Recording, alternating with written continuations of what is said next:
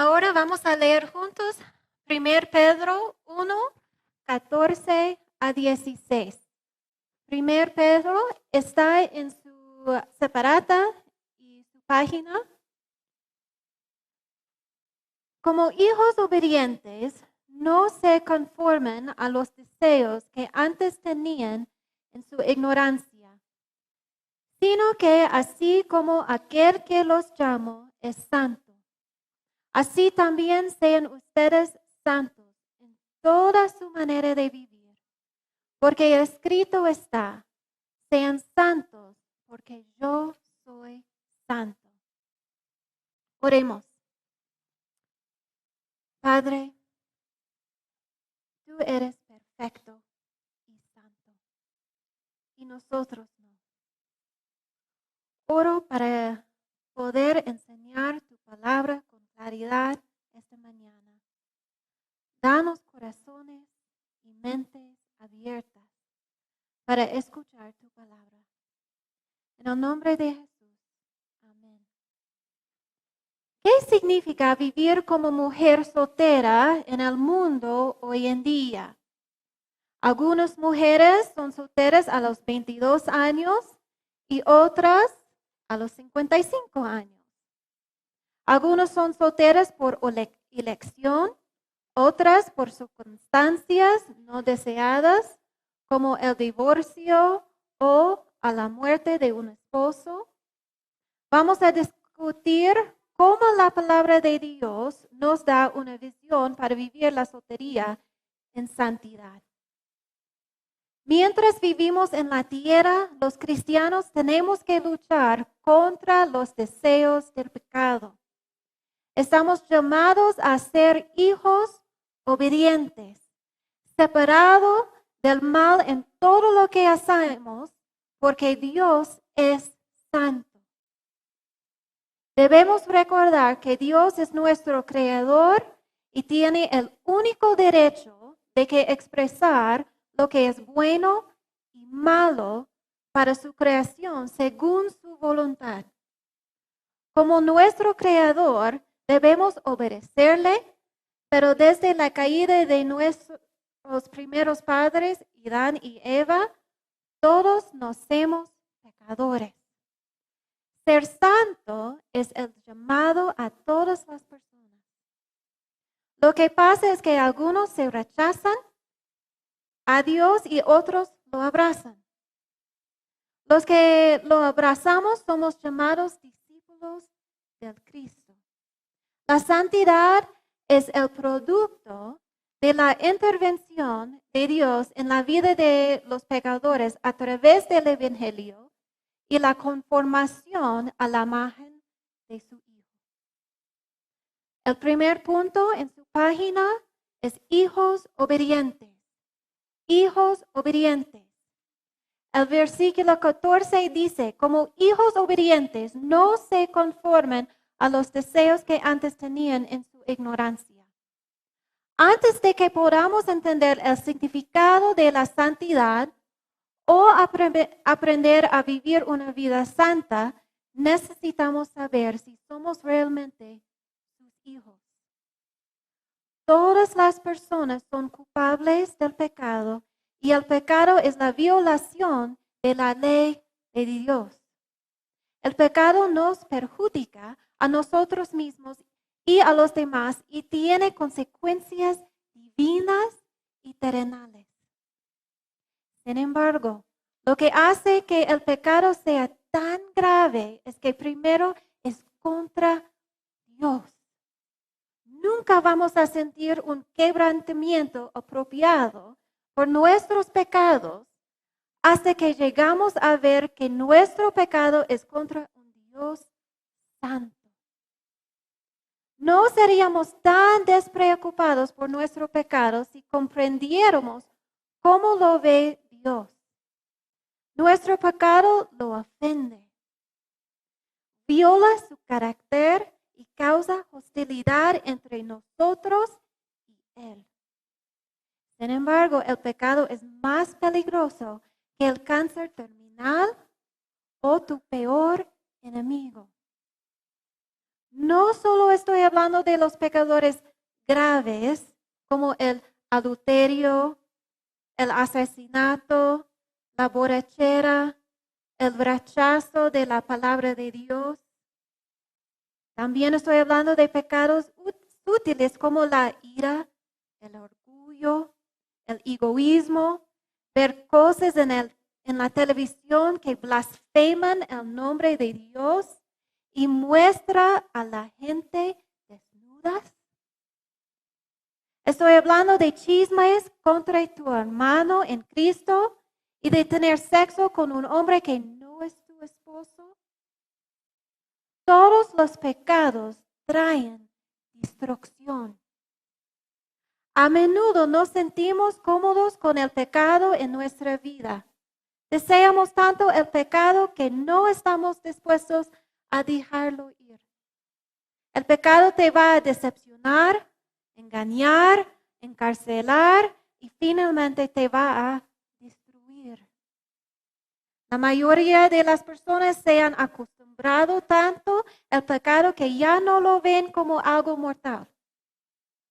Charles Spurgeon dijo, no hay tal cosa como un pecado pequeño. Cada pecado no confesado es una semilla que producirá una cosecha multiplicada. Aquellos que toleran el pecado en lo que creen que son cosas pequeñas, pronto lo van a consentir en cosas más grandes. Pensamos que podemos manejar el pecado por nosotros mismos. Pensamos que tenemos todo nuestro pecado bajo control.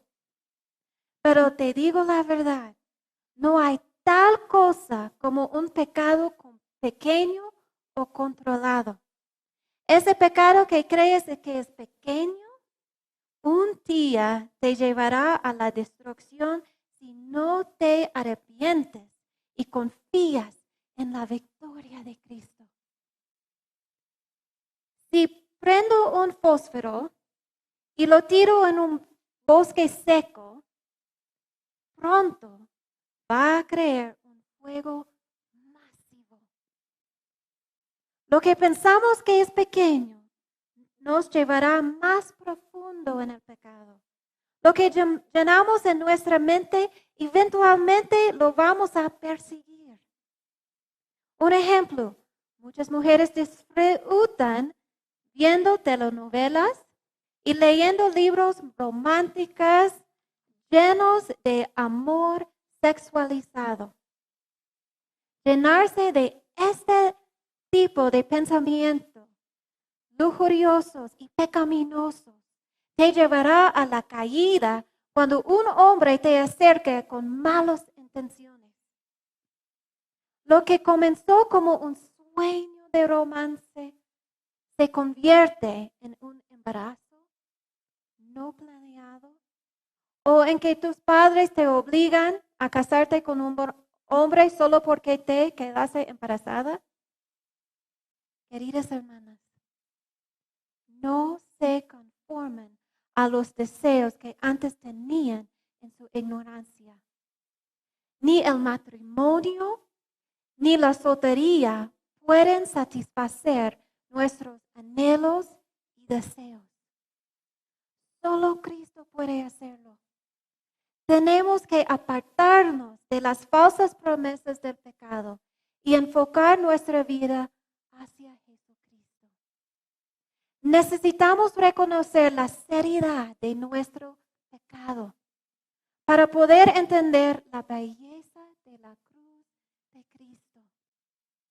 Romanos 6:23 en su página afirma que la paga del pecado es la muerte. Somos culpables del pecado y por lo tanto todos todos merecemos el castigo eterno. Si no tienes una relación personal de salvación con Jesucristo, tu destino eterno es el infierno. Necesitamos con desesperación ser rescatados.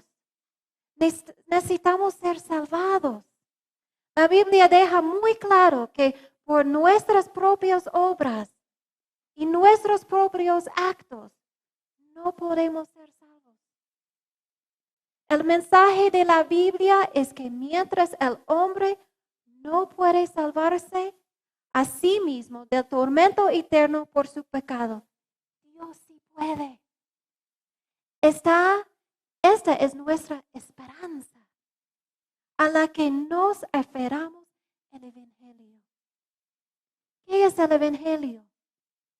1 Corintios 15, 3 a 4 en su página. 1 Corintios 15, 3 a 4 dice, porque yo les entregué en primer lugar lo mismo que recibí, que Cristo murió por nuestros pecados, conforme a las Escrituras, que fue sepultado y que resucitó al tercer día, conforme a las Escrituras. Creemos que somos buenos porque nos comparamos con la cultura y los que nos rodean. Pero debemos compararnos con su palabra en Éxodo 20 para ver exactamente quiénes somos ante Dios. Debemos arrepentirnos de nuestro pecado cometidos contra Él. Arrepentirse significa dar un giro de 180 grados a nuestro comportamiento pecaminoso y seguir los mandatos de Dios. Vemos al pecado frente a nosotros y en lugar de seguir nuestros deseos, nos apartamos completamente y miramos la cruz de Cristo. No solo debemos arrepentirnos, sino que debemos poner nuestra fe, confianza y seguridad en Jesús, que es el único mediador entre Dios y los hombres. Dios puede perdonarnos, pero solo lo hace a través de la cruz de Cristo. Él ha proporcionado un camino para que todo pecado sea perdonado. Su gracia es más poderosa que nuestra pecaminosidad. Romanos 10:9 dice que si confiesas con tu boca a Jesús por Señor y creas en tu corazón que Dios lo resucitó de entre los muertos, serás salvo. La Biblia nos dice que Dios ama al pecador. Dios encomendó su amor hacia nosotros y que en que siendo aún pecadores, Cristo murió por nosotros. Según Romanos 5:8. Dios no solo ama al pecador, sino que es capaz de rescatar a los pecadores. Salmos 3:8, la salvación es del Señor. Del Señor. Solo Él tiene el poder de hacerlo. No solo Dios ama al pecador y no solo es capaz de rescatarlo, sino que está dispuesto. 1 Timoteo 2:4 dice, el cual quiere que todos los hombres sean salvos y vengan al pleno conocimiento de la verdad. La respuesta de Dios a su pueblo nos da mucha esperanza. Nos revela que es un Dios de misericordia y perdón infinito. Es el Redentor que está dispuesto a hacer que todas las cosas sean nuevas para los que se arrepienten de verdad. Debemos alabar al Señor por lo que ha hecho, por la salvación que ha provisto por su elección soberana. Qué glorioso regalo tenemos en de Dios en nuestra salvación eterna. Nunca debemos perder el corazón de alegría por nuestra salvación. En 1 Crónicas 16:23, 1 Crónicas 16:23 dice, canten al Señor toda la tierra, proclamen de día en día las buenas nuevas de su salvación. Canta y proclama nuestra salvación diario, aunque solo sea para no olvidarte de la bondad de Dios al salvar a un pecador como tú y yo. Si caminamos con alegría como su hijo obediente, no debemos ser imitadores en los caminos de este mundo. Debemos luchar contra nuestras antiguas pasiones, de cómo éramos antes de ser su hijo. Antes de ser salvados por la gracia, éramos ignorantes de las Escrituras. Caminábamos en las tinieblas sin tener un líder o luz que nos guiara. Hacíamos lo que queríamos de acuerdo a nuestras pasiones. Antes de Cristo éramos ignorantes de sus caminos. Sin embargo, si usted ahora dice ser cristiano, no tiene excusa si está caminando en los pecados de sus pasiones. El primer paso es reconocer cuál es el pecado y luego arrepentirse y caminar en la luz como Jesús está en la luz. 1 Juan 1:17, 1:7 dice, pero si andamos en la luz como Él está en la luz, tenemos comunión los unos con los otros. Y la sangre de Jesús, su Hijo, nos limpia de todo pecado.